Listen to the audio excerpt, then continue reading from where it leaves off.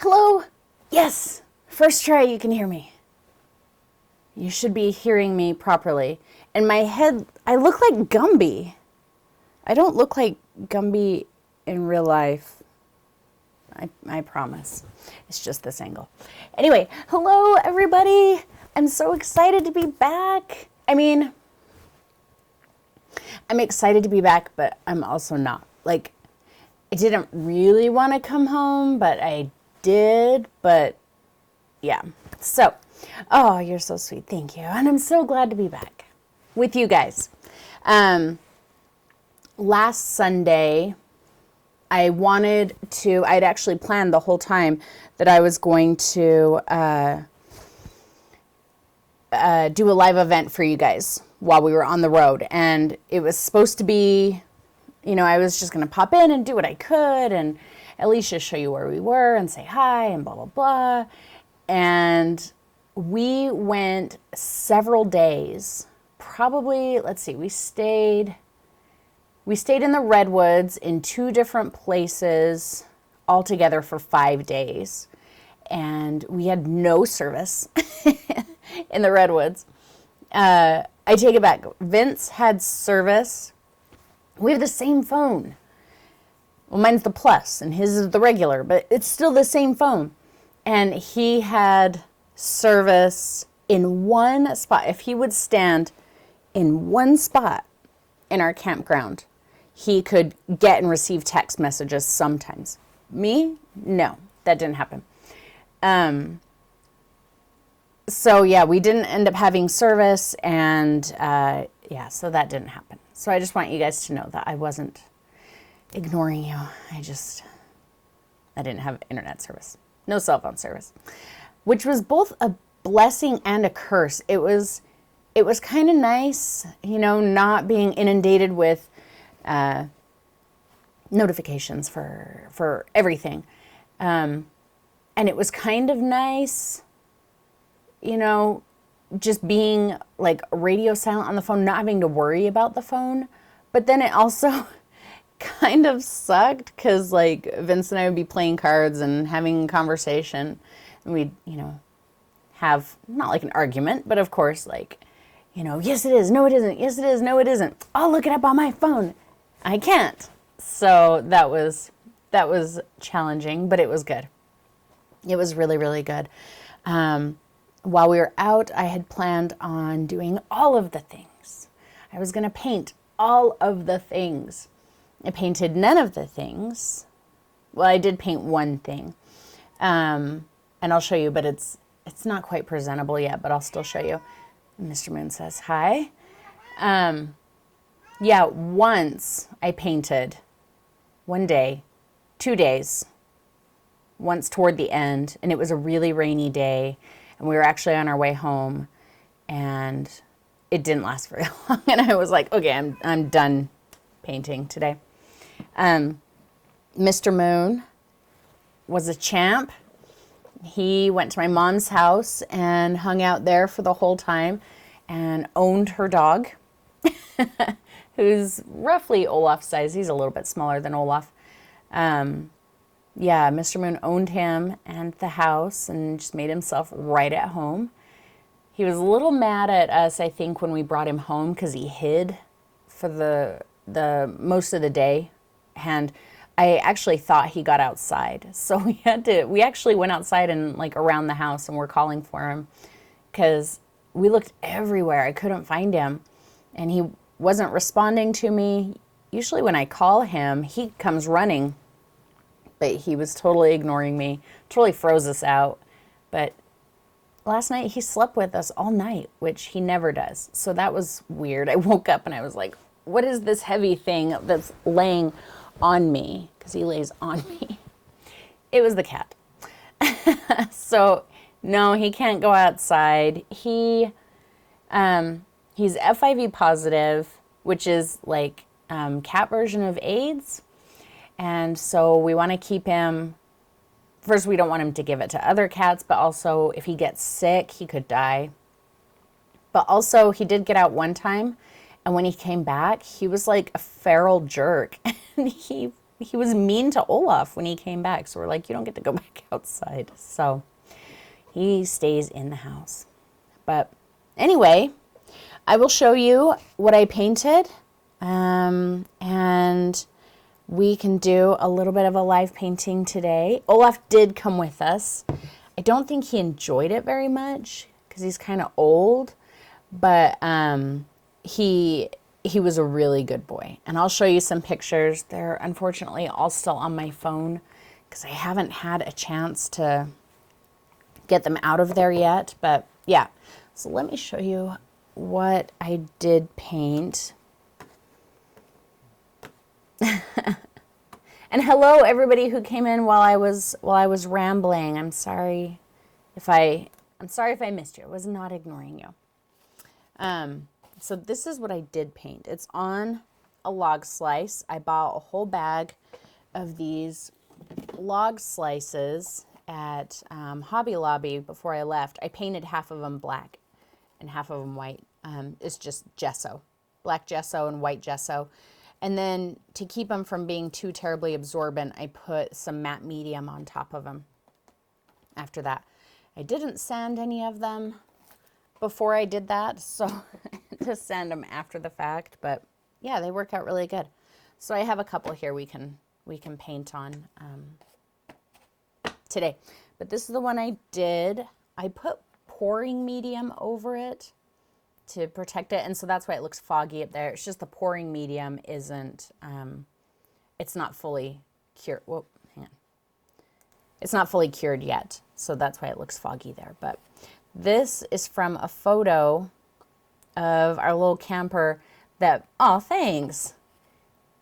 I think it just looks like a photo because it was based on a photo, not because of my painting prowess. But yeah, it was based on a photo that Vince took of our little camper in the spot that we stayed in on our second night. So this was in Nevada.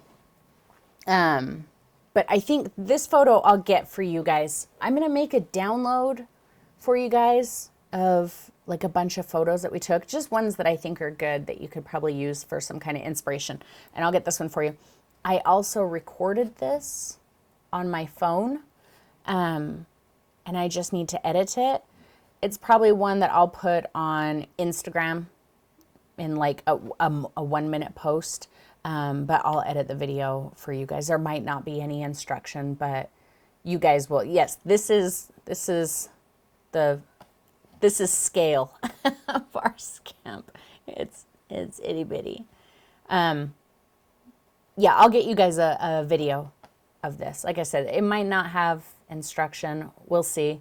But you'll get to see my back and forth on this one. So, and then the pouring medium on top, I thought that was kind of, it wasn't sitting on an even surface. I'll probably put another layer on here, but I thought that was a really good use of it, and it made the colors pop really, really brightly. Can you see my hot pink underpainting? I bought some of the new neon colors that that Liquitex has, and they're in the bottom of my basket, so I'm not going to dig them all out, but I'll just grab one and show you. I found a little 6-pack, I think, at Michael's, so I did buy something at Michael's. They don't carry basics at the Blick store, so if I wanted it, I had to buy it at Michael's. So it's just a little thing of all of their colors. They don't have purple though. I'm like, why don't you have purple? But anyway, that's what I used for the underpainting there. Yeah, so I really enjoyed painting on these logs. And I showed you guys this one, right? I did this one before I left. So you saw this little one, right? Also, so I'm really excited about a few things. So, you know, I have a lot going on right now. I mean, I always have a lot going on, and it's probably just because I don't manage my time well. Let's just be clear about that. If this place looks like a little bit more of a chaotic mess to you than normal, it's because it is. Because, oh, Lisa's been, oh, I thought you meant Mona Lisa. I'm sorry, Deb.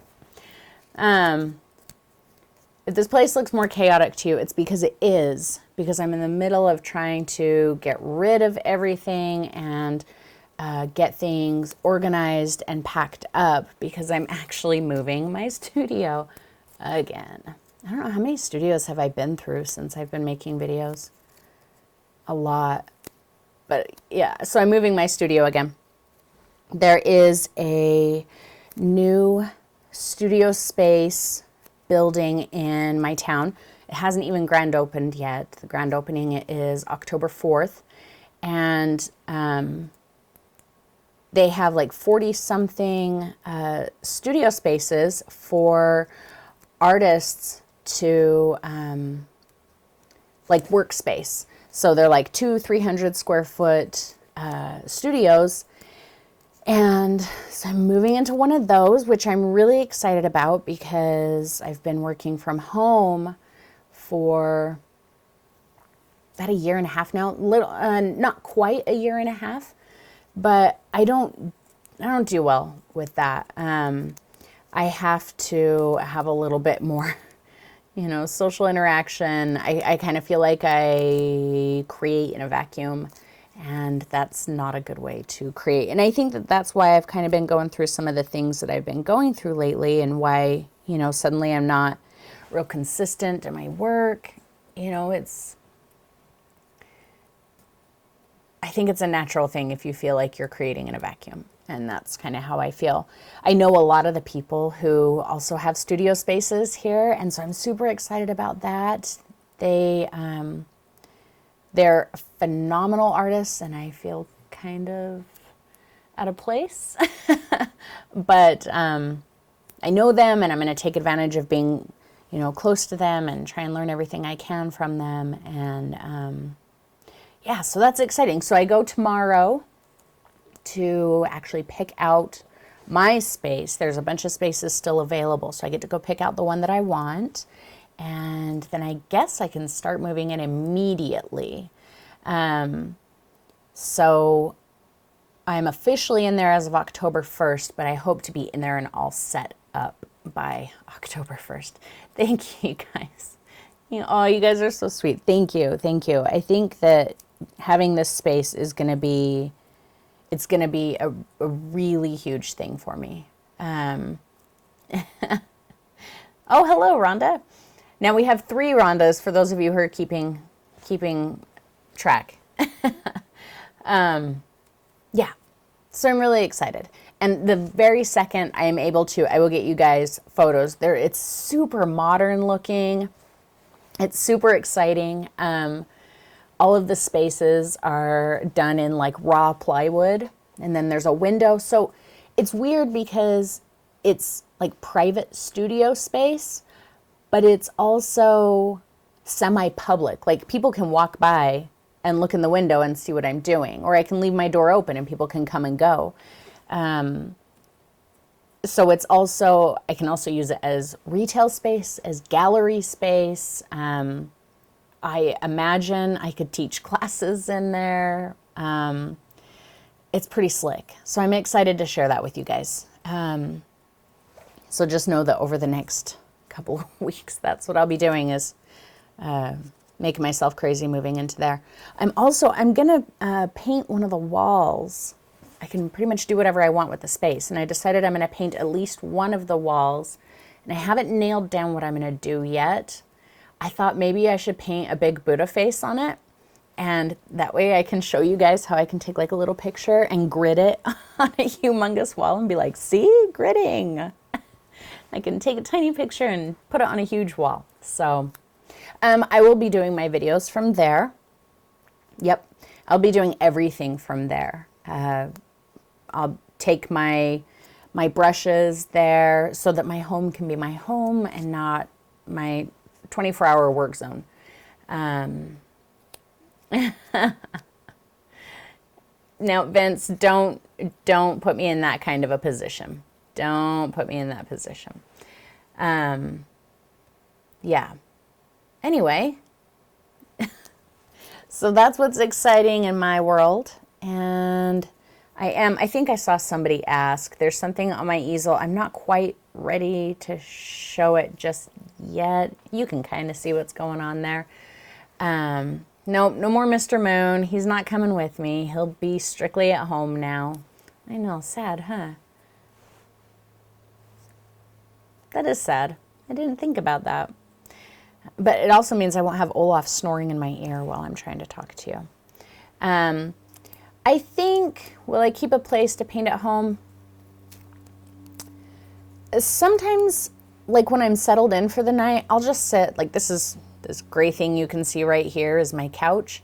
And sometimes I'll just sit on the couch and paint. So I may occasionally bring something home to just kind of chill and paint on the couch, but we'll see. Thank you, Deb. Thank you.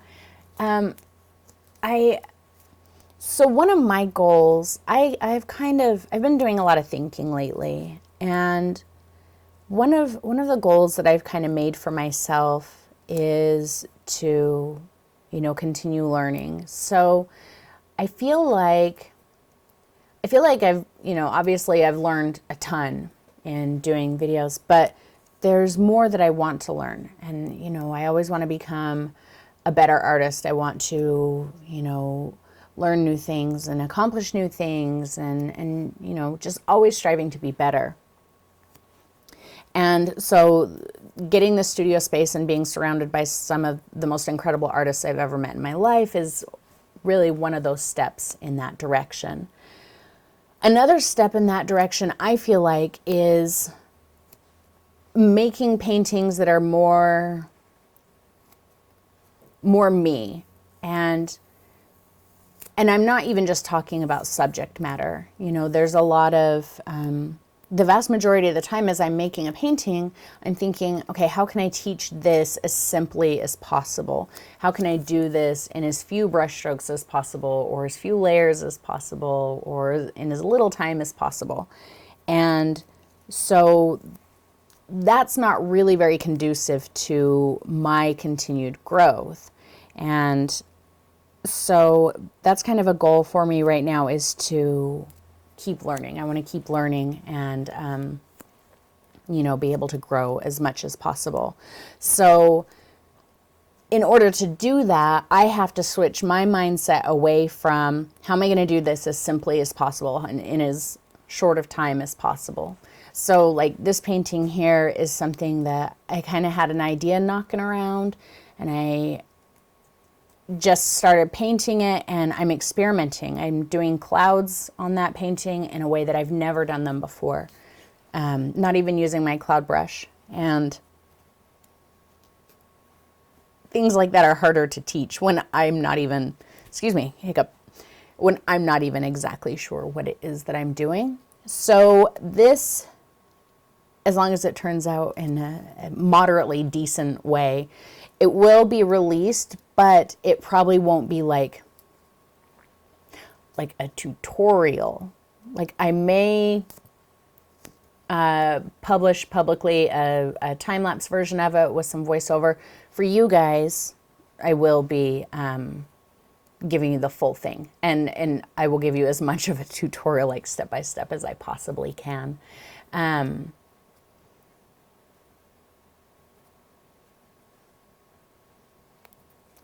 Sorry, I get caught up reading chat.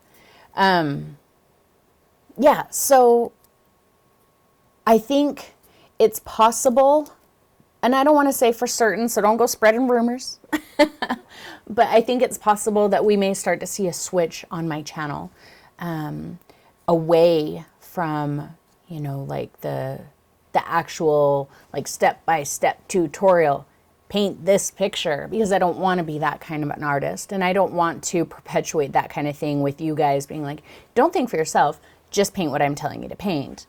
I'll still be publishing, to YouTube, and I'll probably have, full tutorials, but not every single week, I don't think. I just don't feel like I have that in me anymore.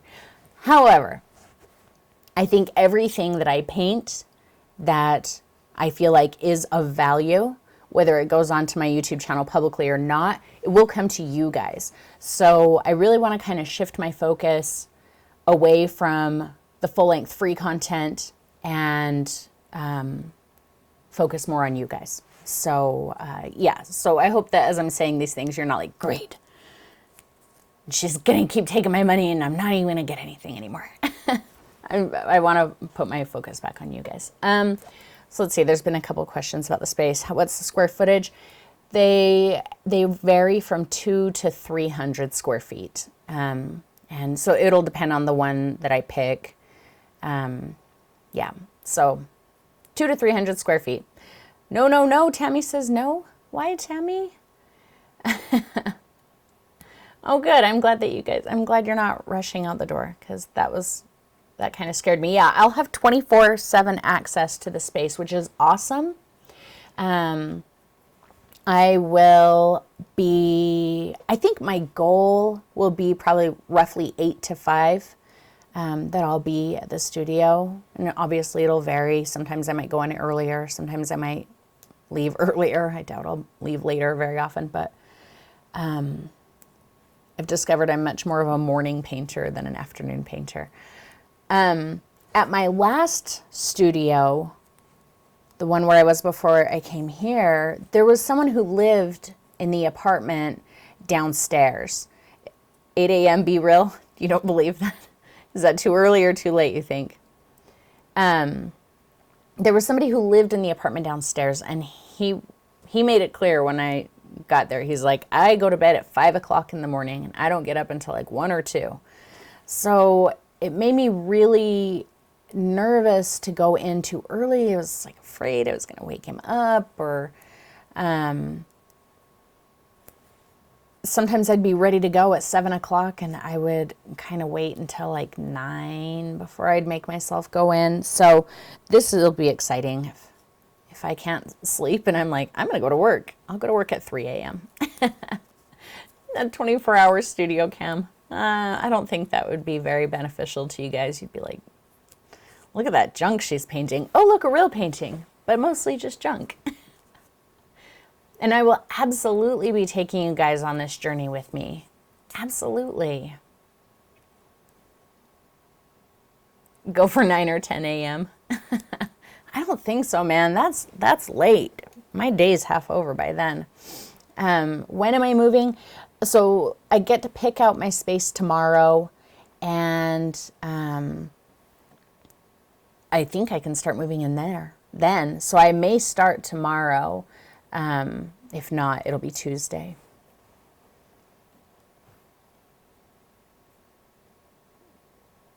Good, you guys. I'm glad that I don't think they would like me using their Wi-Fi for a 24-hour broadcast.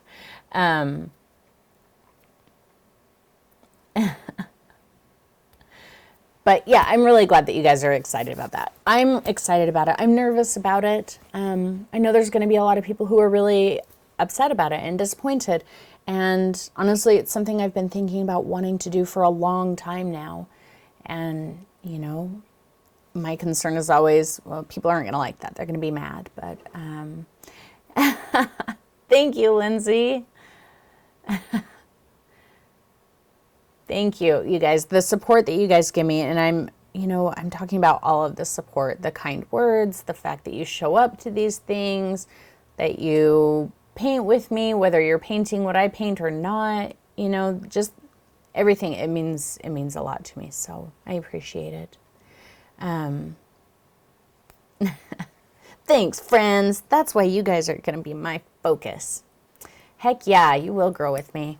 And I do have a couple things, like I said, that when I made changes to Patreon, I said there were a few things that I was looking at doing to kind of bring to you guys, and they are still things that I want to do. It's just that I haven't, had a lot of time to just sit down and dedicate attention to them. Yeah, I may do classes, and, clearly it's going to be something that I'm going to advertise at least initially locally. And when I say classes, I'm talking about, classes, not a retreat. I'm talking about like classes of 3 to 8 people, small classes. Clearly, if you knew that there was one coming and you wanted to sign up and travel here, that would be awesome. Eventually, I would love to get to the point where I kind of travel and do, things where I'm like, I'm in Phoenix next week for a 3-day workshop, whatever. Eventually, I would love to be able to do that. So, that's right, Gretchen. We're going next level, man. Yeah, there's lots of hotels walking distance, so it's right downtown. But the building is gorgeous, and I can't wait to share that with you guys. So anyway, should we paint something? I think we should paint something. What should we paint, you guys?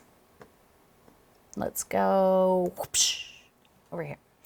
Yeah, it's a couple blocks east. It's about 3 blocks east and 1 block south of where we had the retreat before. So closer to the mountains. Alrighty, friends. So I just have an old palette here. I think we used this one for, oh yeah, Gretchen knows where few of you know where the hotels are. You were here. You know what's up. Okay, tell me, black or white?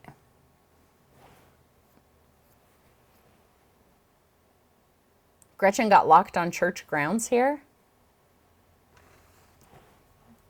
Carolyn, you're too far away. Where are you? You're not too far away. Yeah, I'll have my brushes. Yeah, my website will still have my brushes. You can still get them there. All of that. I will be selling brushes at my space. So when we have public events, people can come in and buy them face to face.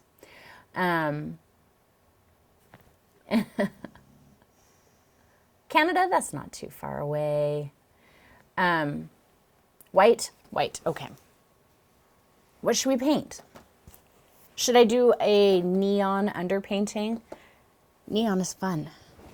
Let me see what I can dig out. Now I have 2 kinds of neon because I bought these Master's Touch neons before Liquitex had them, because I really wanted some hot pink for underpainting, because sometimes magenta is just not bright enough. When I want a bright underpainting, man, I want neon. So now I have all of the neon. Just throw out ideas on what I should do while I dig through. Oh yeah, the Box O paint will be going away when I move to my studio. I have a pegboard and everything. My paints are gonna hang up tidy-like on the wall. Since it's a public space, I gotta keep it tidier. We'll see how long that lasts. I'm just not a tidy person. Even when I try, like I'll try and I do good, and then suddenly it just melts down again, because that's how I am. See, Master's Touch has a great neon purple. Liquitex doesn't have one. Come on, Liquitex.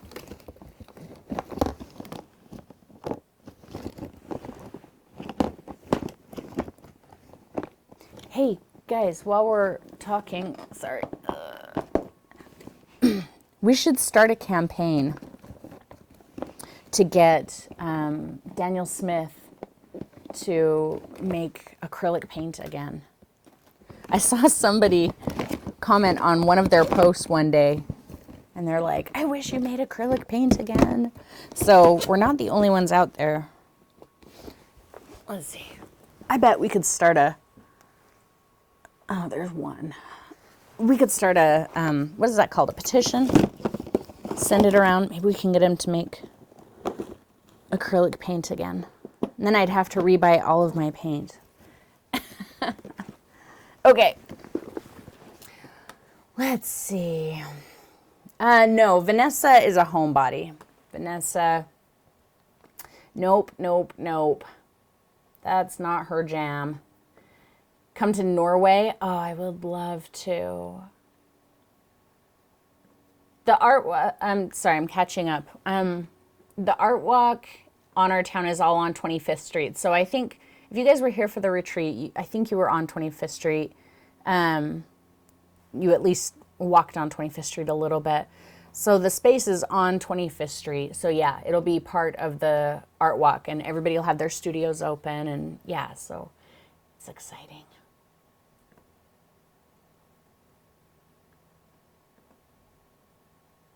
Oh no, Gretchen, were you at the old, I think it was the old Buddhist like compound temple, whatever. Yeah, they closed it. That place has been closed for years, but yeah, there's a big iron gate there still. Oh, I didn't ever hear that story. You'll have to tell me about that. Vince, how do you know that story? I don't know that story. I need to hear that story.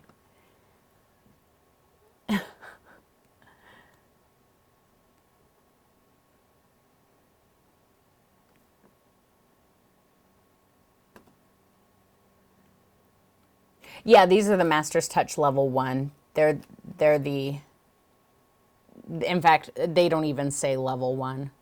They're just like the super cheap ones. Yeah, I got them at Hobby Lobby. Hello, Tan. I know these colors are so much fun. Okay, so what color should we do for an underpaint? Will you turn that off? It's hot in here now. What color should we do for an underpainting? I don't care if you pick Liquitex or Master's Touch. Pick one. Tell me. No, no, they're basics. The neon Liquitex, they're basics. The Master's Touch, they're just, yeah, they're pretty inexpensive. They're not fancy. Lime green. 3 for green, 1 for yellow, 1 for pink. Purple. Another 1 for green. Another for purple. Another for yellow. Hello, Michelle. All right, we got lots for green. We're going with green, and I'm going to go with Liquitex. They're pretty similar, the two colors. This one might be a little more yellowy. Okay. Oops.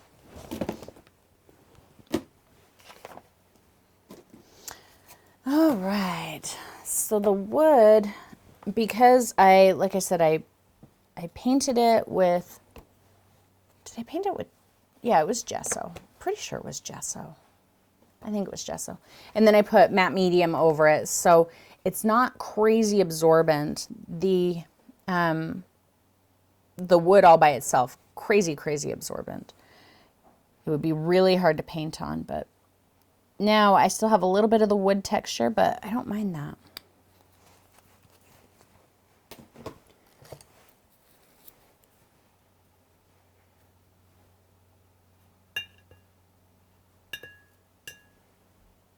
A bat bowl? A bat bowl where? This? My palette? Ooh, that is a bright green. I was like, it's green. Of course it's going to be bright, but that is a bit brighter than I expected. They feel so 80s. I remember when I was a kid in the 80s, I was all about neon. I had all kinds of neon stuff. So I kind of resisted neon paint for a long time because I was like, ugh, what do I need to paint like it's the 80s for? But when I learned the value of underpainting, I'm like, all right, neon is clearly the way to go when it comes to underpainting. The brighter, the better.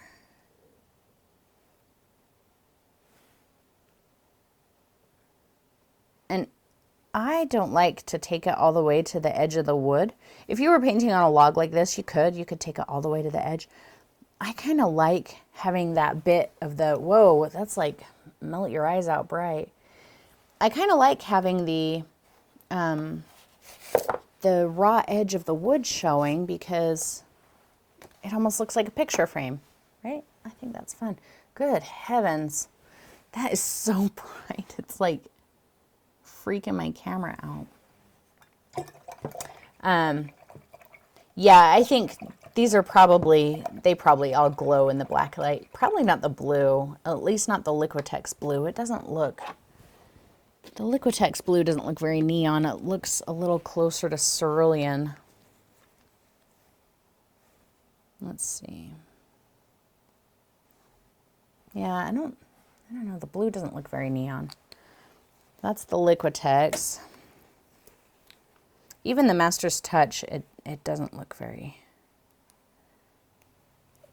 It's a bright blue, but that's about it. Let's see. It's a little darker than the Liquitex one, but nothing too fancy. Oh, am I missing more questions? Let me see.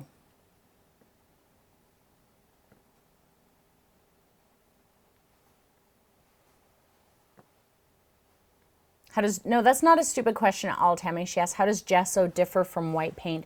So gesso, it's usually like a chalk or marble, well, no, probably not usually marble dust. It's usually like a chalky aggregate in a binder, and it's white because that's what color the aggregate is, but there's not typically white paint in gesso. It doesn't usually have, you know, the white pigment in it. It's just what color the powder is. And the powder is there to kind of give you a little bit more of an absorbent surface that kind of grabs the paint a little bit more. And then black gesso is the same thing, but there is black tint in that. So it's got the same aggregate, but then it's got a black pigment added to it to make it black.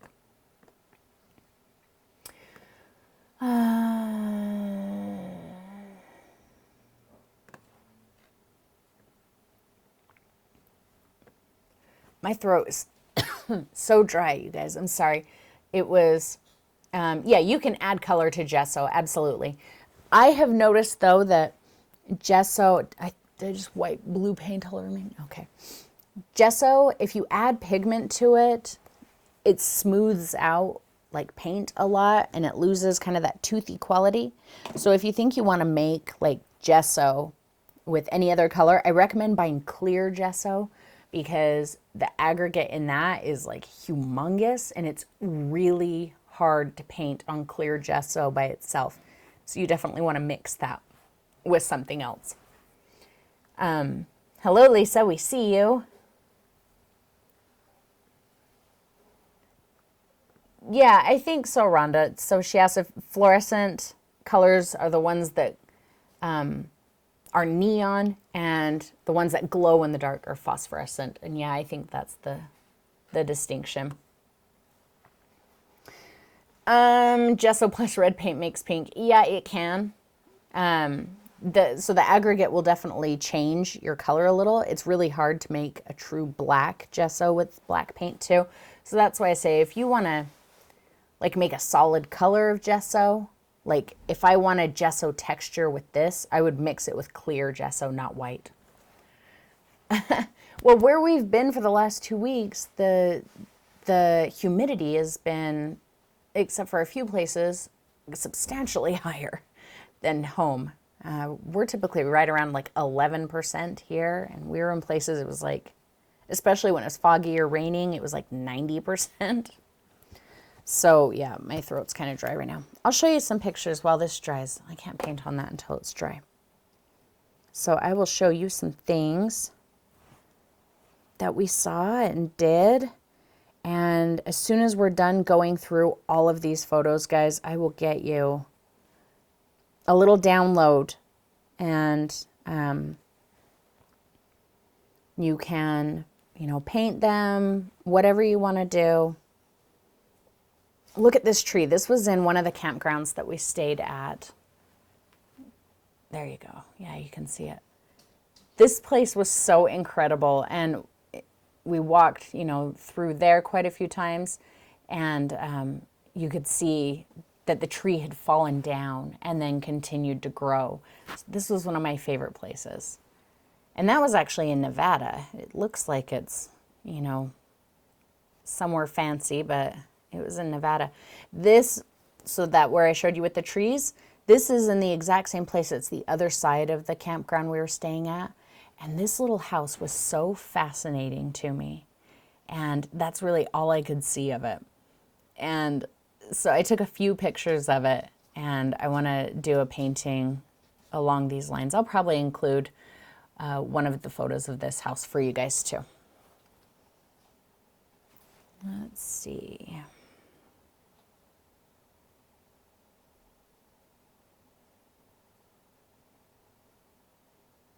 The clouds on the way back. We actually got snowed on when we were on our way home. One day when we were in California, it was like 102. And then one day in Nevada when we were coming home, we got snowed on. So that sky, we both were just like snapping pictures of the sky for like hours.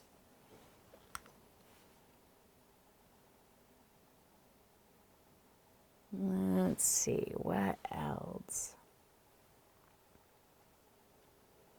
If you guys have never been to Big Sur, California, I cannot recommend it to you highly enough. Oh, tons of dino photos. So I'll go through the dino photos and get you guys some. These are just a couple. I don't even know if these are the good ones. I'm just grabbing random dino photos to show you. The redwoods behind him. Oh, yeah, Big Sur was incredible. I have a couple videos. I'll find one and I'll show you. Olaf and I almost got swept out to sea. So that was fun. Oh, I made a little, look, I made a thing on the beach at Big Sur. Yay! I did all those stones balanced. Wasn't that fun? The little tiny stone on the top it was an itty bitty one, about that big. And look at the sand. The sand that's sticking to it, it looks kind of purple there. It was like straight up purple. It was very purple.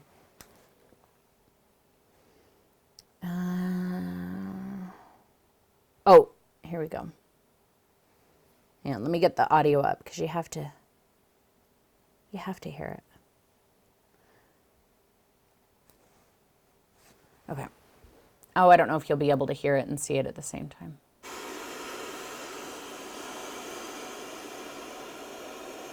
Trying to get the angle there.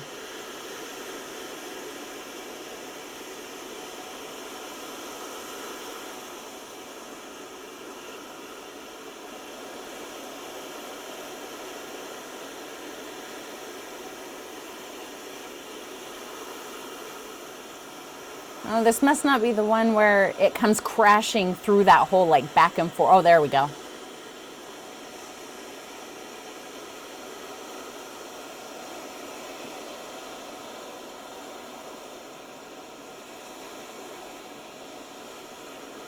Yeah, this was the most incredible place ever, like in the history of ever. Yeah, Olaf and I, a big freak wave came at us. Took Olaf up to his belly in water.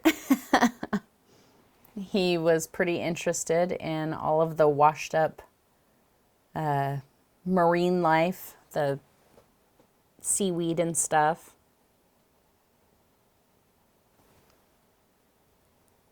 And this tree that was in the parking lot there at that beach. So incredible. Anyway, I won't inundate you with photos right now, but yeah, I'll get you guys some good ones. It was so good. It was so much fun.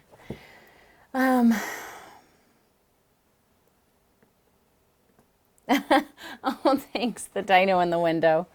Yeah.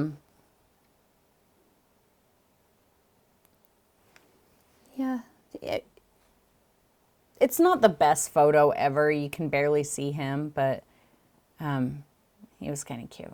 That was our rainy day. We were on our way home. I think we were coming home the next day, and we were just like, we couldn't even cook. It was like a downpour all day. So thankfully we had like tuna fish salad and stuff like that. But yeah, we just pretty much sat in there all day. It was kind of a nice way to end the whole thing, though. The dinos do travel with me. In fact, I bought the dinos specifically for travel. That is why I have them. This is still not dry. Let's prep another one. I don't know if I have. Let's see.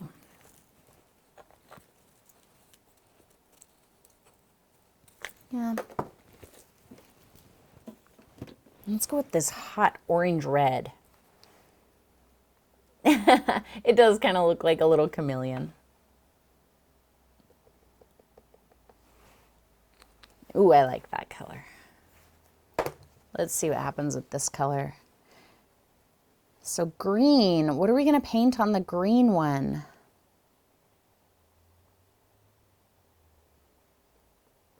I think with a green underpainting, my thoughts immediately go to,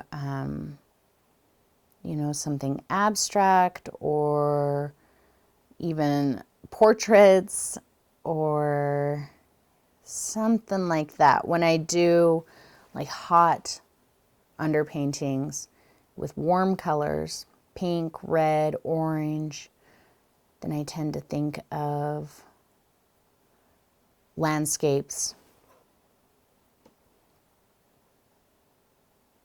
And that's just where my head goes. I don't like to paint landscapes on green simply because that's just way too much green.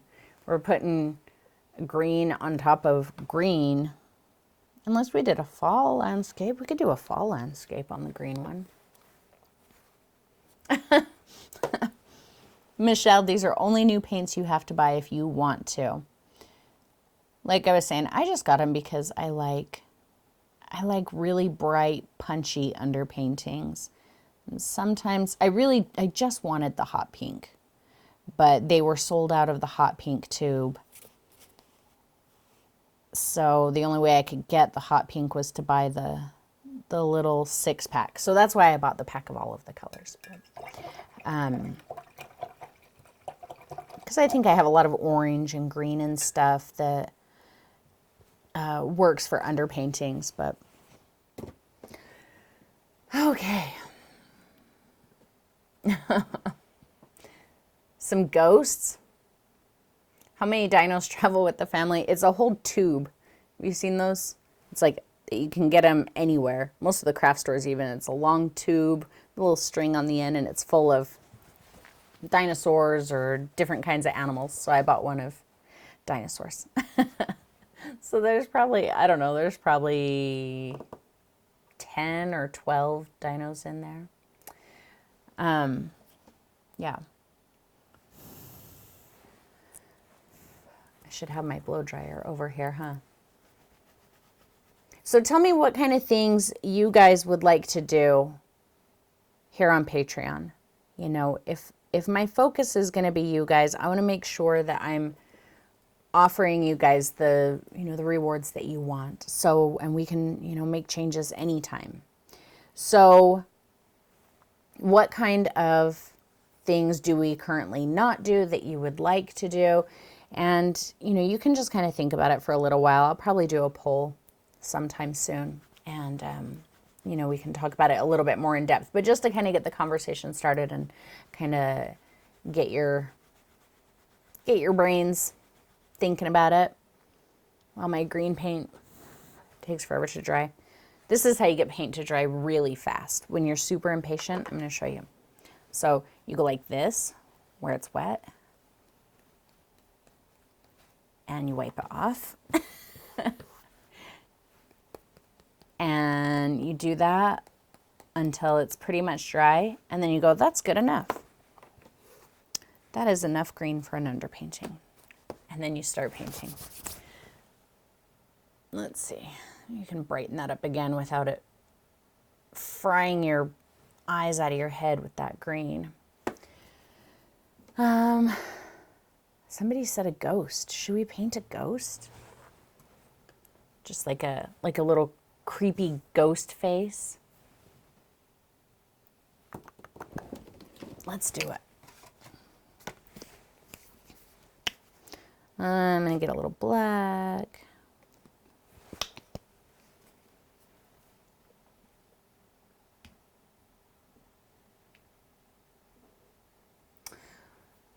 Carolyn says, I need to know how to paint bright landscapes. All the ones I try end up hating, and no matter how much I highlight, it just seems dull.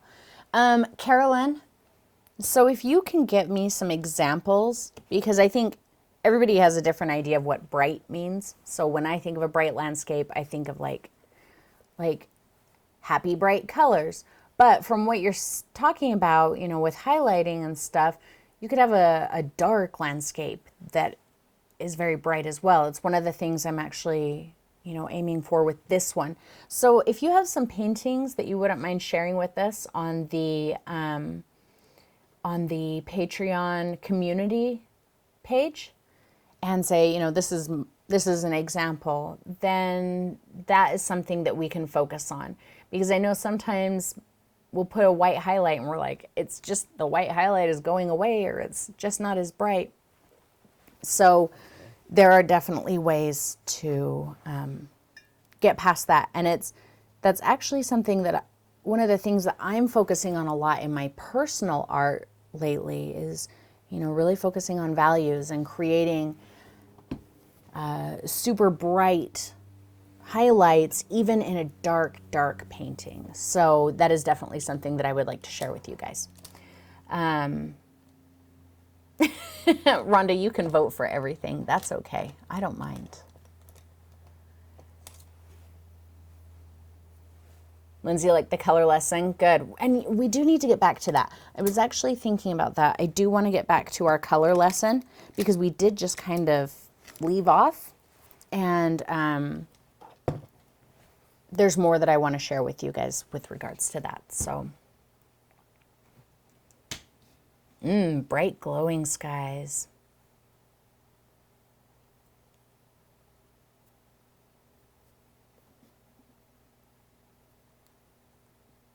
Oh, Deb, thank you. I'm really happy that you guys seem open to this. I was a little worried that you wouldn't. Okay, just because I worry a lot about everything. I'm going to use my number 6 filbert because I am. I'm hoping that will become less terrifyingly bright as we go along. I've just got some black and white and matte medium. And is that good?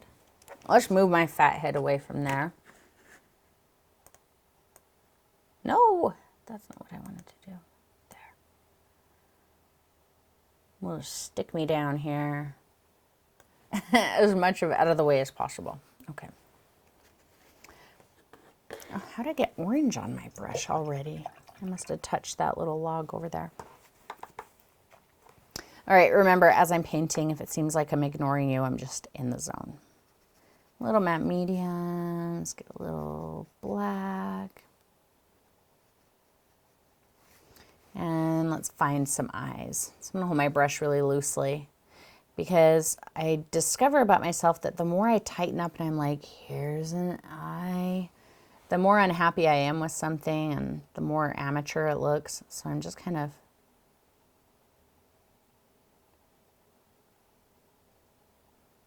finding things with the understanding that I can change them all later. This might end up being totally ridiculous.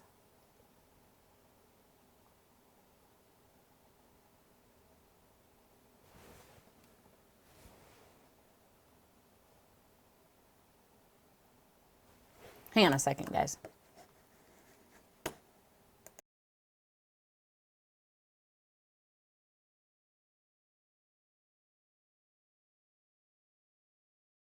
Okay.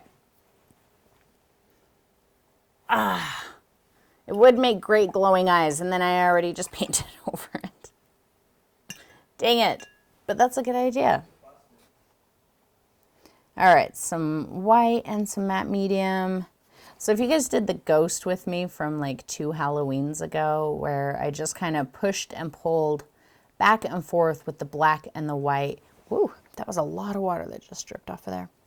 And at no point did I mix black and white. I just layered solid black with solid white. So that's kind of what I think I'm going for here.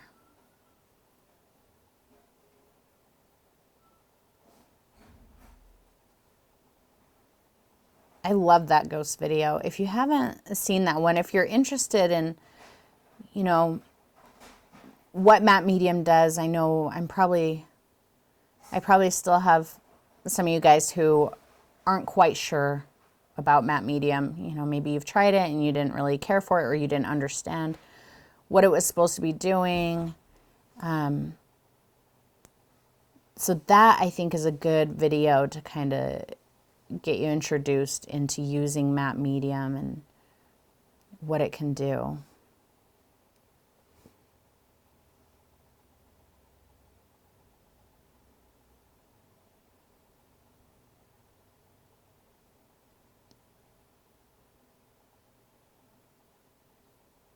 I did let that one dry in between layers, though. I'm not letting this one dry. I think this one's probably going to look bizarro.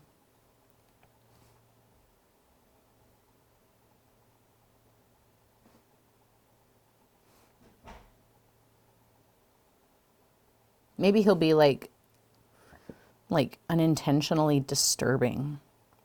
At the end, we'll look at him and we'll be like, that's kind of scary.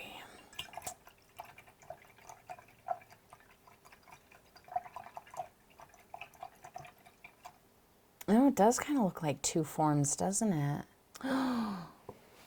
Maybe I like that. Bet we could do like a little ghostly landscape.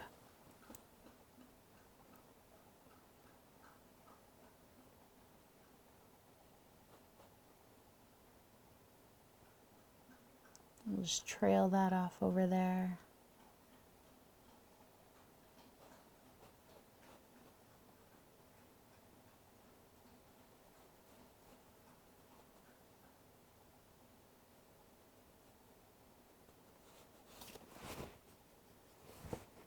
That ghost was going to be dumb looking anyway.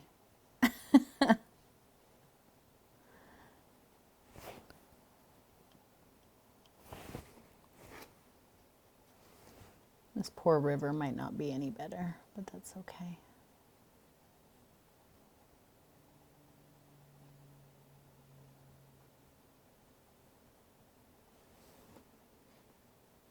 I think I'm going to mix a bit of white.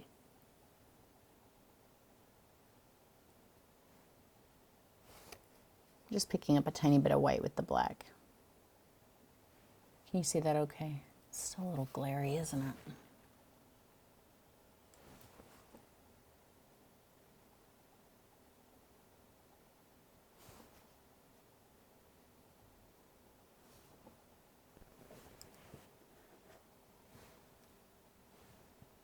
Hang on.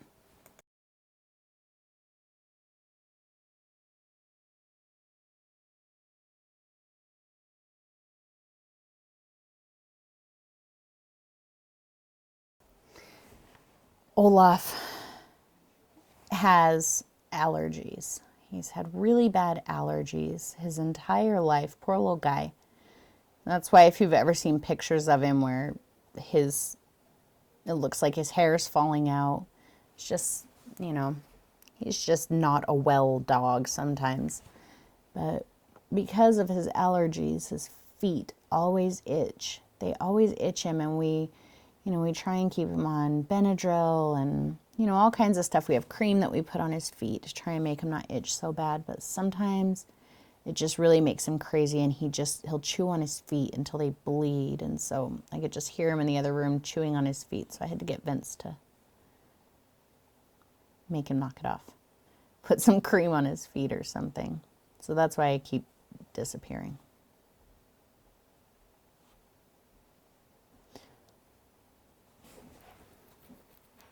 Let's go even more white in the sky.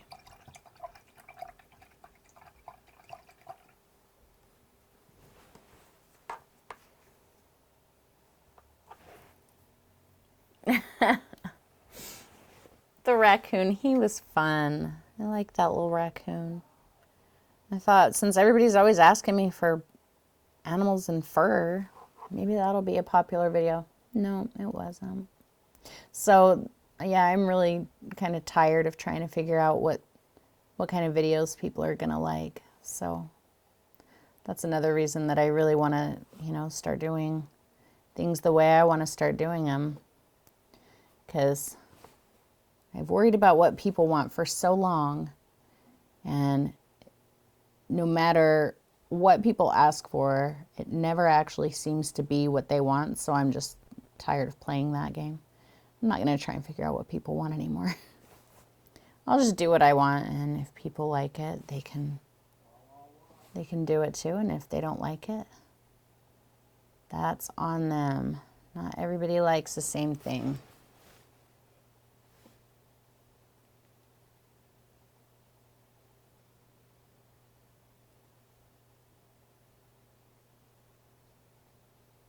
The paint is getting quite thick on here.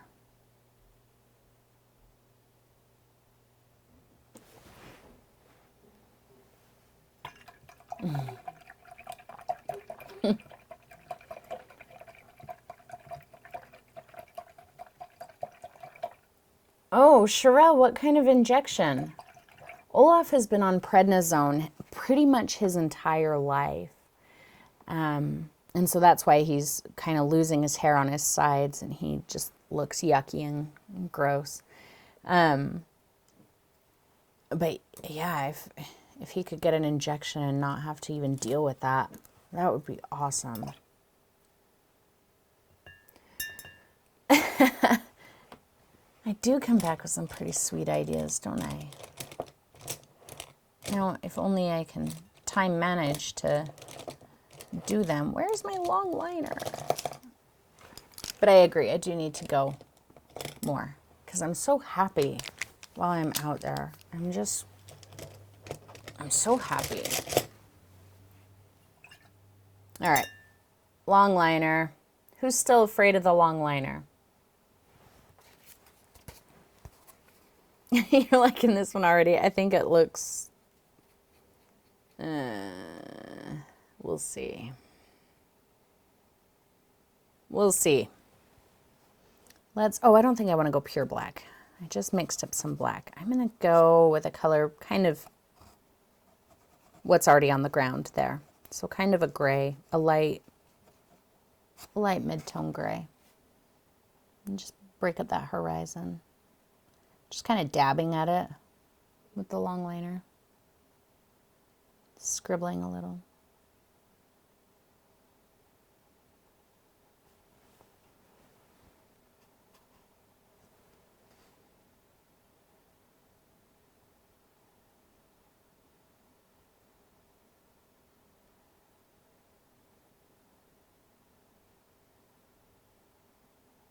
Ooh, yeah, I like that. It's really nice to get, away from what you know so well, what you see all the time, because it gives you ideas for, what's out there. You get so used to seeing, wherever it is that you live, that you stop seeing it as unique or beautiful or, whatever. But if you go somewhere that's totally different than what you know, not only are you like marveling at that, like I was, I'm gonna make some little pine trees. But also when you come back, you appreciate where you are more, like I do anyway, Now I'm here and I'm like, God, it really is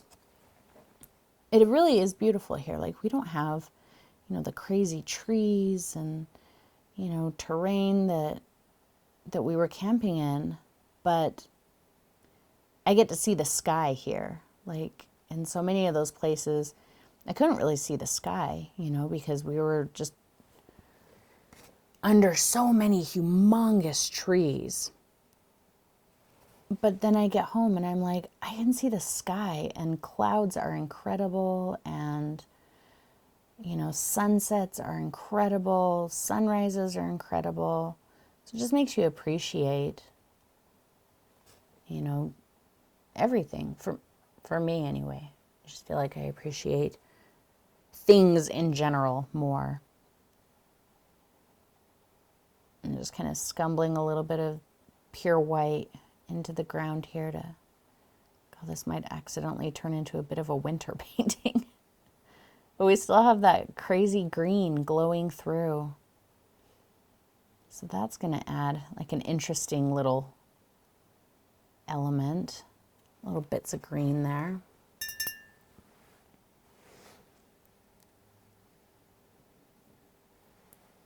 Yeah, what to paint, that can be a really hard thing. And, you know, I go through that too.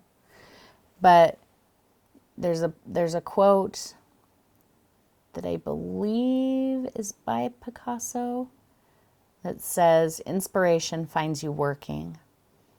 You know, so I try to remember that whenever I'm like, I have no idea what to paint. I try to remember that inspiration finds you working. So just like this, you know, I put green down with no idea. I started doing some rando cheesy ghost face that did not work out. But, you know, you guys saw something and called my attention to it. And now I'm like off and running on something else entirely from even that. So that's why I always tell you guys, just start doing something. You don't even have to find anything about what you just did pleasing. It can be completely ugly. It can be completely worthless. But the important thing is that you're in motion, because if you're open to it, you're going to find something. You'll find something interesting. So just start somewhere and be open to things changing. It's when we're really married to an idea, you know, and we're very unyielding about that. We're like, no, this is the idea. This is what I expect to happen. That's when, I think for me anyway, I get frustrated. So, you know, I try really hard not to have those kinds of expectations about what it is that I want to paint. Let's maybe give this one just like some little flaky bits. We saw a lot of, you know, places where the trees had burned, and lots of bare trees or trees that were partially bare.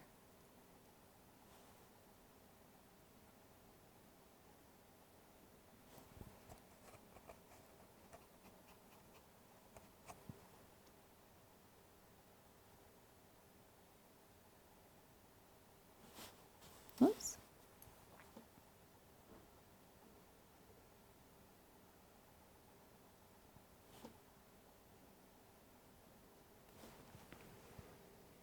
It does kind of look like a creepy, it does kind of give it that Halloween vibe, doesn't it? The green glowing through the sky. And it's hard to see it in the camera. You can see it a little bit, but in person I can see it much, much more. So I'll make sure to show you that. I'm liking where this is going. I have ideas. We'll see if they happen. Like I said, I'll get ideas, but I'm totally open to chasing other things. But notice as my color gets darker, the elements get a little bit bigger, and also they come down a little bit farther. So that just kind of helps create some distance.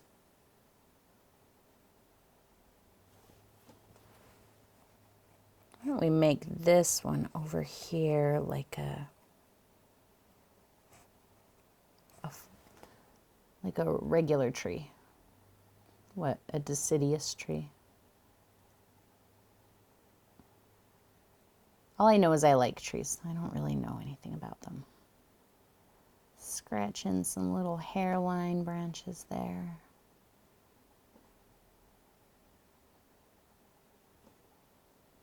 Hey, who's excited for tomorrow?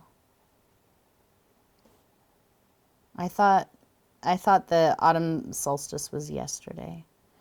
And I started writing like a post on Facebook about, you know, yay, autumn solstice. And then I looked and I was like, oh no, it's on the 23rd this year. So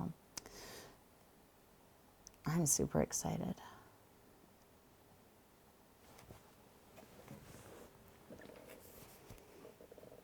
It is. Yes, we're putting Creepy Tree on it. Finally.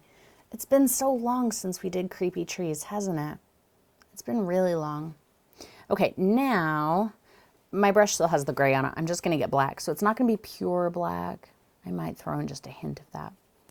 Just so it's like a super, super dark gray.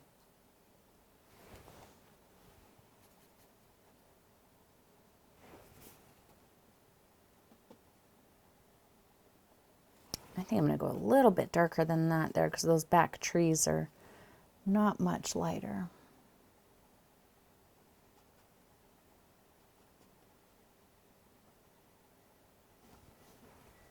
And since this is closer, we're going to go even bigger. It's a little bit wider. Maybe we'll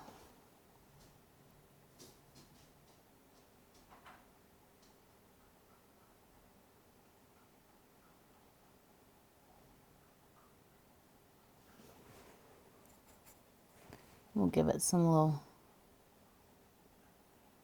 flippy branchy bits that are coming from the top here.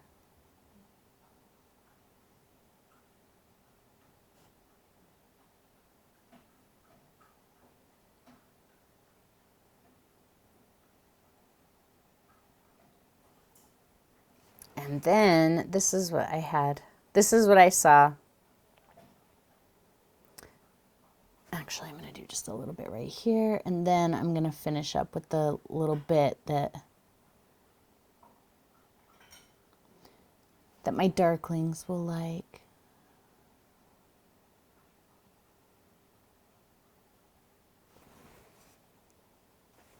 I just picked up some pure black here.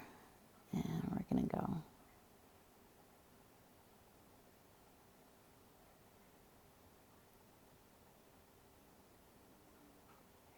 Just let whatever shape comes out be the shape that comes out.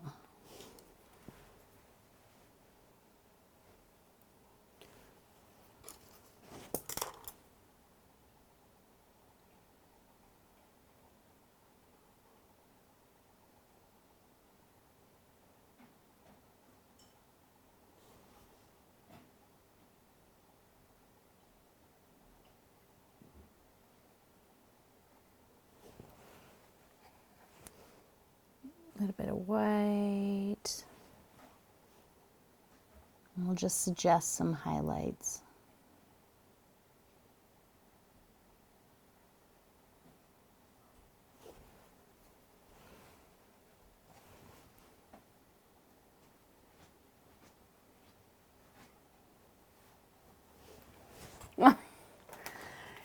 It's that time again. Thank you. I'm in no way rushing you. I'm just giving that to you. Okay. Apparently it's Grape Juice Plus time.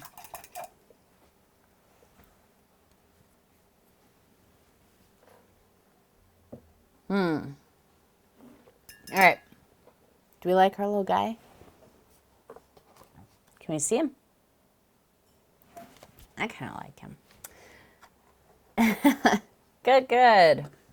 I'm just going to pop up through chat a little bit here.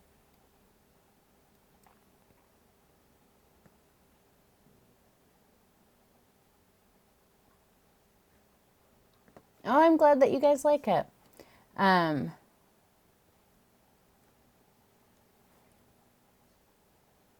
know. Can you believe that that was that cruddy ghost face? It was not wonderful. Actually, I think looking at it now in the screen, it needs just one more tiny little thing. I'm just going to use my number 2 little point of white. I just want to kind of pull this down just a little bit right in here. It was just all looking too dark right here. Maybe some little bits there.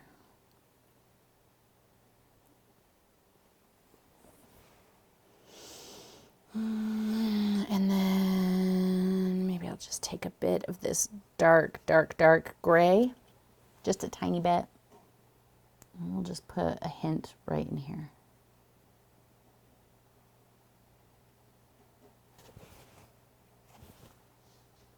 Not too dark because I don't want to take away from the figure. Oh, I like him. I like him.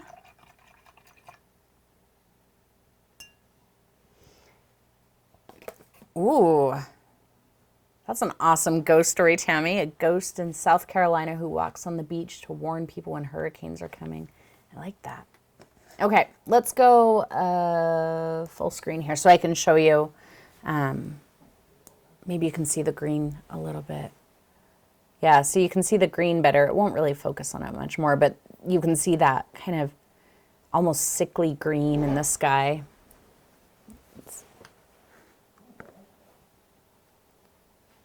Thanks. I wasn't sure if the trees were leaning too much. I tend to do a lot of leaning trees, and then I'm like, are they leaning too much? Yeah, see the green? And did you guys see how easy that figure was? So easy. Don't put too much thought into it. Look, I'm going to do another figure just on the paper here. Long liner. Black paint. Just kind of scribble back and forth, maybe a little wider and a little more narrow.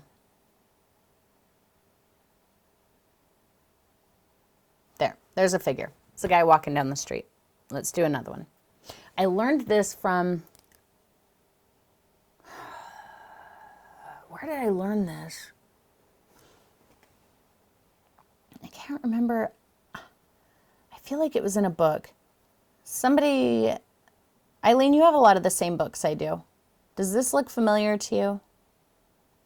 From any one of those books? Or anybody? There's another guy.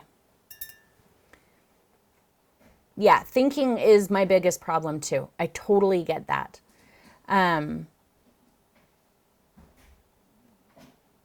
Yeah, overthinking is everything. I want you guys to practice some figures like this, okay? Don't try to draw arms, legs, heads, shoulders. Don't try to do any of that. It does kind of look like Slender Man, doesn't it? Maybe that's why I like him. Well, I mean, Eileen, you could just look at the pictures. That's pretty much all I do. Hold your brush way back. None of this, okay? We're doing impressionistic figures. You know, if I come in here and I'm like, okay, here's a head. There's a guy's head and a neck and some shoulders. And let's see, okay, his body. And then, okay, his arm. And then this arm. And already he's starting to look really stiff and like weird. And here's a leg. And I want it to look like he's walking. So I'm going to put this leg out like that guy is a little scary looking. So we're going to let our viewer interpret our figures. Your job is to hold the brush back here. Start at the head, just kind of splat. Start wiggling the brush back and forth a little bit. Bring it down and trail it off. There's a guy. It looks like a guy. It looks like he's walking away from you. You know, maybe your brush gets a little more out of control and, oh, that guy's got a big head. Right? He's wearing a hat. And, okay, now that brush totally got away from me and it was dry. So now I got to try and figure that out. Okay, well, now it looks like a woman in a big fancy dress. So I don't want you to overthink figures at all. I want you to practice figures like this. It is just kind of a carrot shape. Absolutely. Absolutely. Well, hello, Glorabelle. And anybody else that I missed. It looks like Michael Jackson. What, this one? But yeah, don't say, oh, I'm going to draw a man and a woman, or I'm going to draw, you know, whatever. Just start. Oh yeah, and then the other thing to really make them pop to look like a figure, they have to have a shadow, right? There. Try out different sizes of shadows, different directions. You just attach it to their feet and just scribble out to the side a little bit. That's all you got to do. And now we have some figures with some shadows. Sweet, some people wear balloon skirts, so we need figures that look like they're wearing balloon skirts.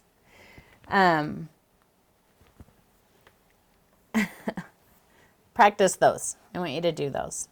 There's our little, I like him. I need to sign it. And then as soon as it's dry, I'm going to put some pouring medium on it. Oh, I didn't record putting the pouring medium on this one. But, I mean, I just pour on it. You can get a little palette knife and spread it around if you need to.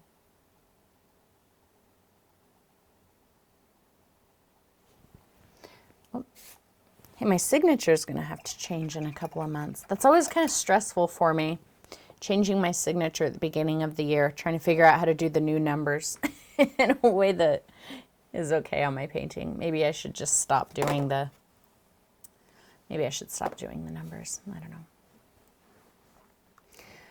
know. Let's see, is this dry? Should we do a similar landscape on this one and see what happens with that orange? It's still wet, so I'm going to dry it really quick. Remember, this is how we dry paint. Really, really fast. You just wipe it off. There, now it's dry. We're good. Oh, I just like to put the pouring medium on it. It makes it look smoother, but then it also looks like encased. So if you look at this one, it's just, it almost looks like, it reminds me of like the 70s when like all artwork was like glued to a wood board and then encased in resin. So it kind of reminds me of that with the log slice. It kind of helps protect the bark from popping off so easily. Smooths out some of the texture. It makes the colors pop really brightly too. This one I didn't actually take the pouring medium all the way over the bark. I just did it over the log, like the wood part, and then I left the bark plain. So we'll see. If it starts breaking off, then I might put some pouring medium over it. But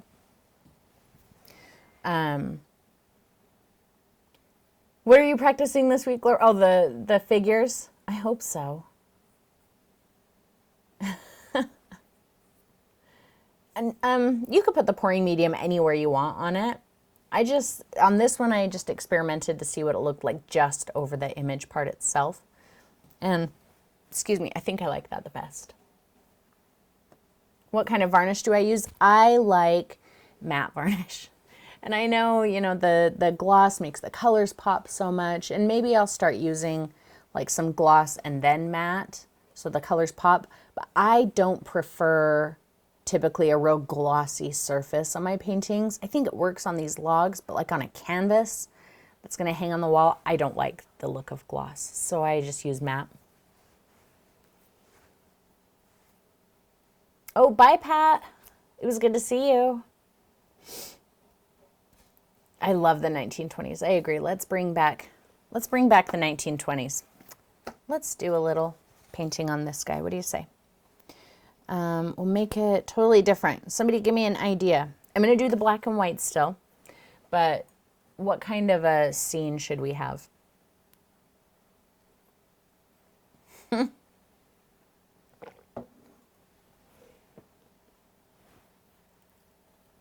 What should we do? What kind of a little scene? Nothing? Should I just start and see what happens? Let's get a little black. And let's get a little white. I'm just going to start with a gray. Very, you know, very little commitment there. Gray. Carrot people skiing. A creepy house. Maybe. Whoa, look at that gray. It looks like it's floating against that red, doesn't it?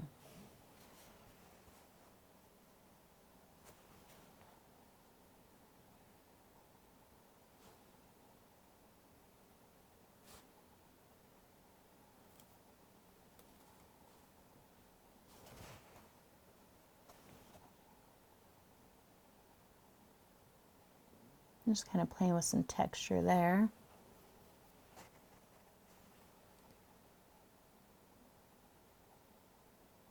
So the ground doesn't look totally flat.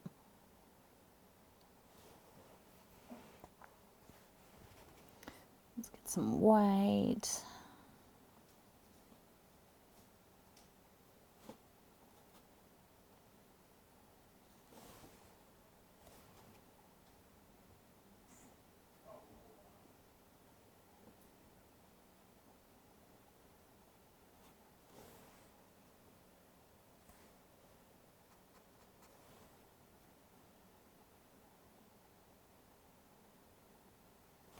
Let's get a little bit darker. And I'm just going to kind of loosely start blending it in. See if we can get it to look a little storm cloudy.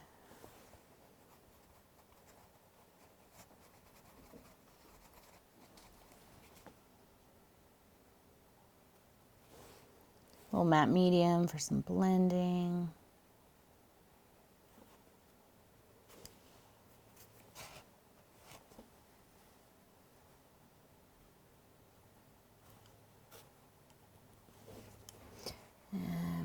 Maybe not quite pure black. I don't want to go pure black at the top.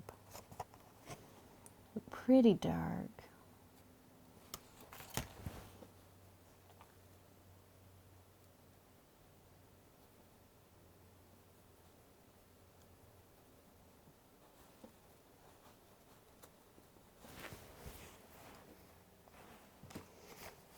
The Pepsi logo. Don't make me paint over it, man. I'll do it.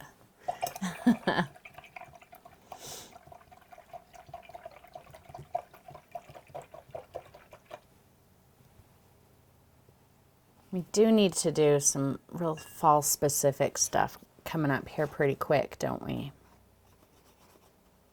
Okay, I'm back on my number 2 round and I'm picking up a little bit of black.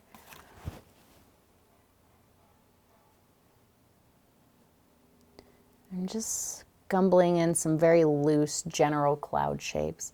Like I said, on that painting that's on my easel right now, I was working on doing clouds in a totally different way than what I normally do.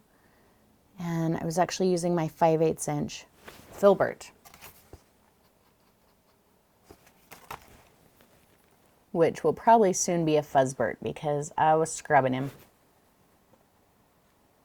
Just some little tiny wispy bits back here.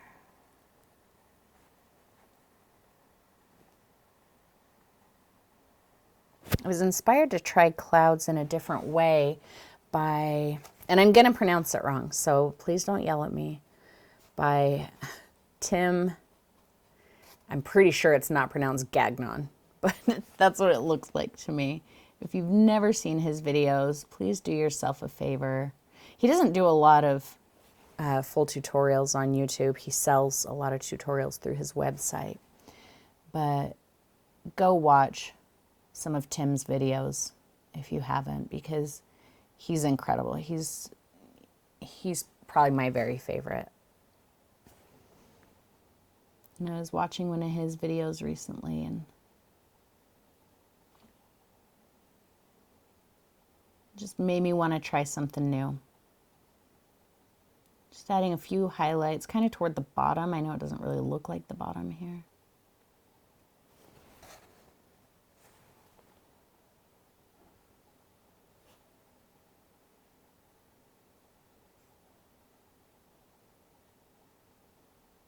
Because my sky got a little out of control.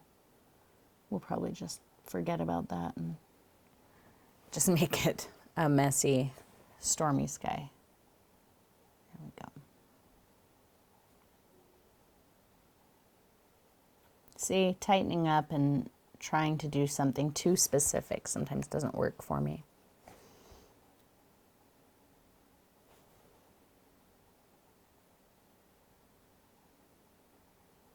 Okay, we're going to call those clouds.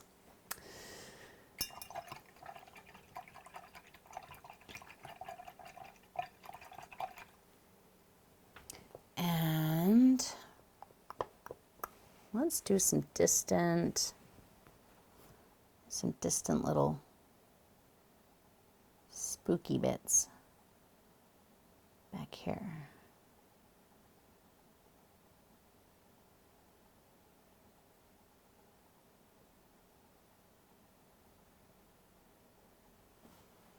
I think that'll be good.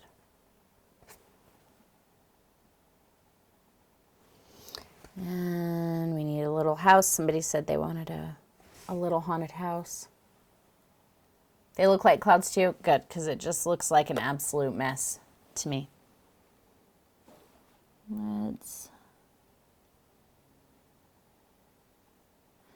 I will still provide you guys with tracing elements when necessary.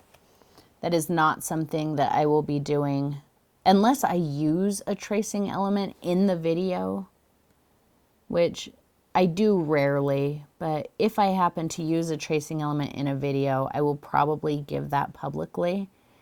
Otherwise, that's just something I'll be giving to you guys in the video or in the painting that you can kind of see on my easel. I did freehand a house, kind of like I'm doing now. But I'll make a tracing element of it for you guys.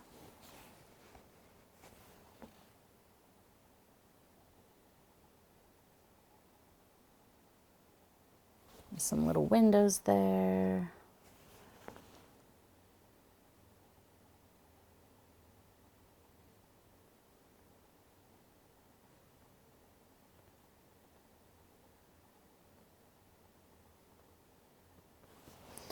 Let's get some white. Oh, that sky is so thick and so wet that this paint is just like smearing it. That's okay.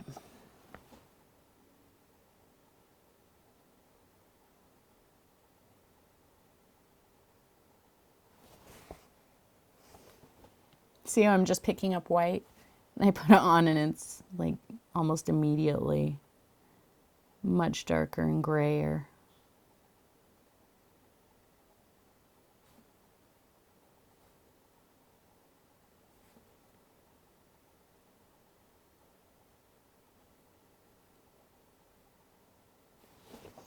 We're gonna have to let that dry. Let's do some little grassy bits or path or something. Kind of looks like a road already winds off over here.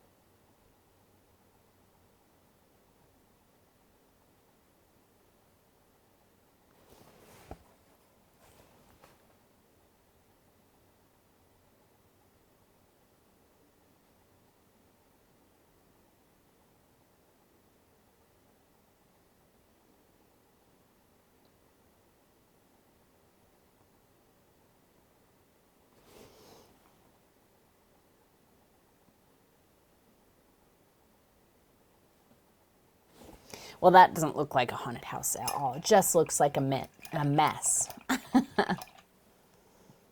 Gonyer? Really? Gagnon? Gonyer? Wow. It is not magic. That is... Don't be too impressed with that, guys. That's really not wonderful. What, in Patreon? What did I say? Sometimes I'm just talking. I have no idea what I said. What did I say, Lori? Oh, for the tracing elements, yeah, that's something that would just be for you guys. It's not something I'll be making public. Unless, like I said, if I use it in the video, then I may make it public. But otherwise, tracing elements, if any, will be just for you guys. Let's fill out the sides here. It does kind of look like there's a forest fire in the back, doesn't there, because of the underpainting. I feel like I'm gonna have to let that dry a bit. Some pure black. Oh yeah, I want to leave one of those windows at least. Let's get a little chimney, even though I don't think you're going to be able to see it. Just put a little highlight on it. There, now you can see the chimney.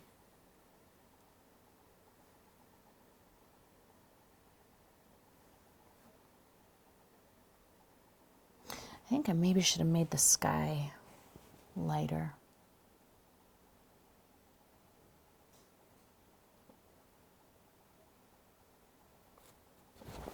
There we go. Oh, I like that much better.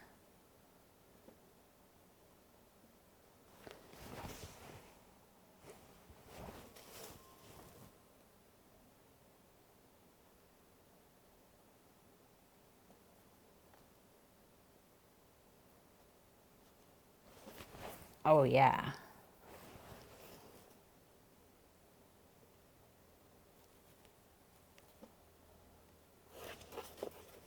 Yep, yep, yep, yep. That is what I wanted to see.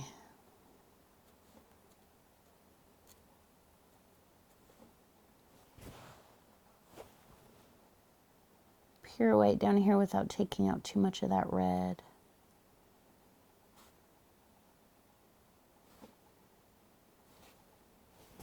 Let's just get some highlights. Now you can see the house much better.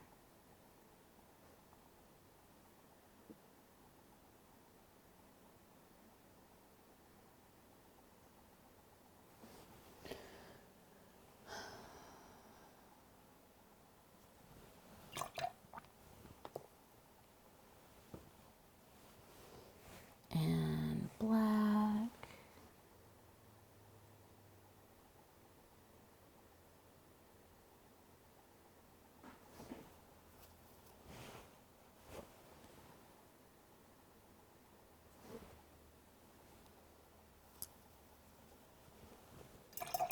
One more thing.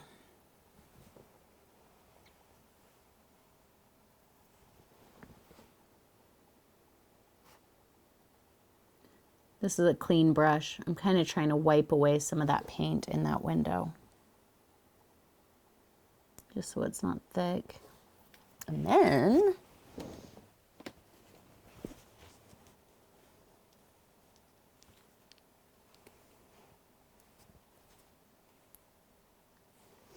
neon yellow.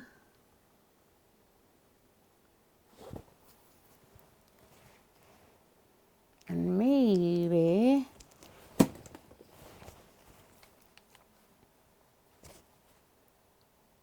tiny little poke of that same red that's on the underpainting.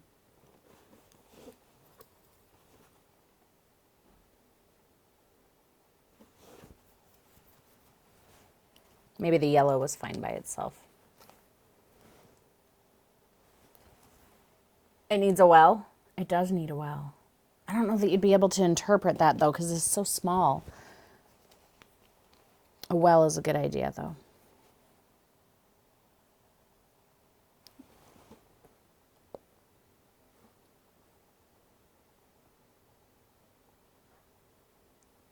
And just a suggestion of that color in here.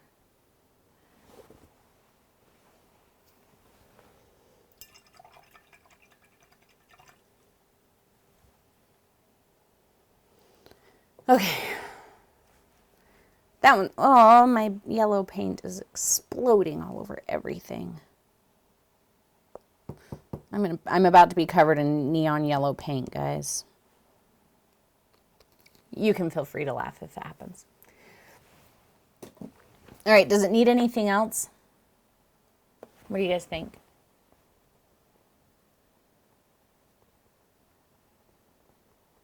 Nothing? Should we call it done? All right, I'm going to call it done. Bats? Oh, I do love bats.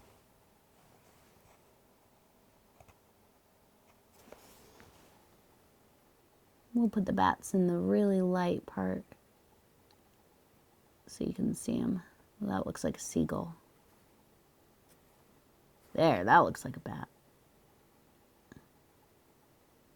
That looks like a very chicken. That looks like a chicken.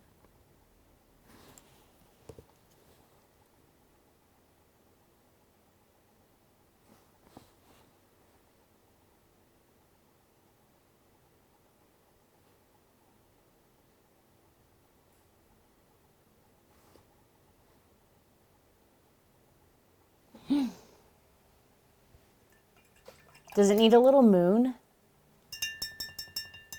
Lightning? I'm thinking a moon. Should we do a moon? Let's do a moon. Like right here.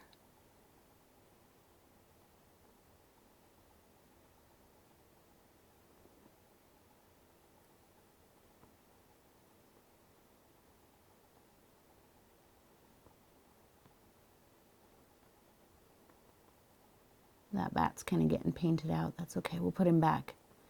He'll be more impactful next time.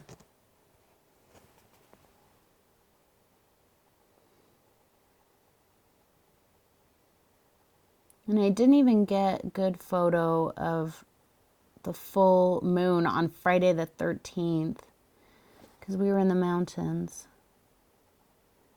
I did try to take a photo of it while we were driving, but we had been driving for like 12 hours that day, and we were just like, just get there and be done with the day.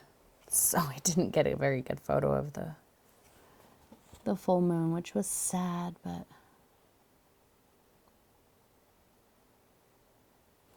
and I couldn't see it from where we were camping because we were surrounded by redwoods, so I can't complain about that too much.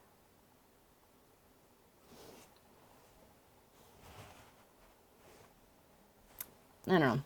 I think I ruined it with the moon. What do you think?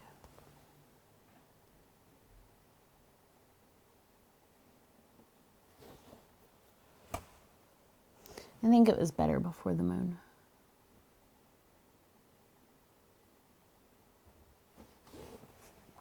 All right. Oh, Mr. Moon. Nope, we were in California in the redwoods. I never know how to get good photos of anything because I only take terrible photos. And all of them with my cell phone.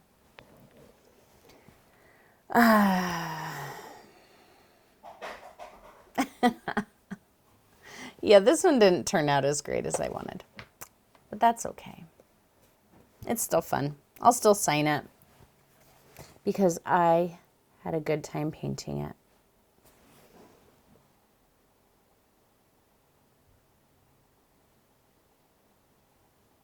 There.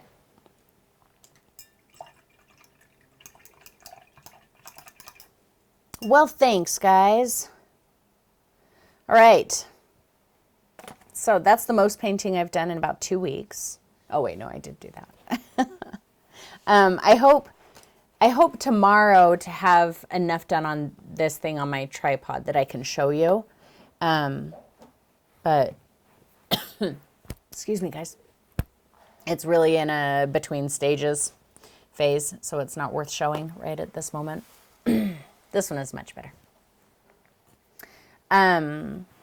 So yeah, tomorrow I'm going to go pick up my space. I might get to take photos tomorrow. If so, I will share them with you. If not, they will be coming forth with whatever the saying is. I know I'm behind on seeing your guys' posts on the community page on Patreon, and I will be getting over there tonight to do that. And yeah, the house is creepy, but mostly in a that passes for art, that kind of creepy look.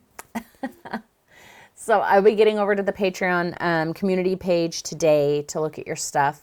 So remember that you are always free to post on that page.